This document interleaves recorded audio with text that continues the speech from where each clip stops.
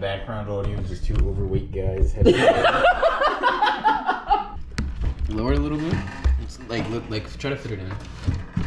There you go.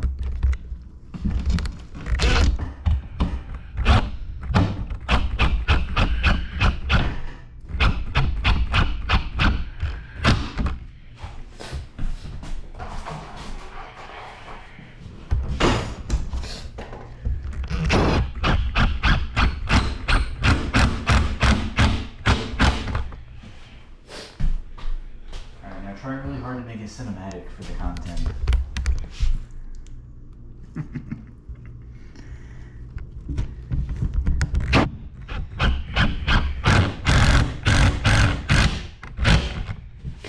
Alright.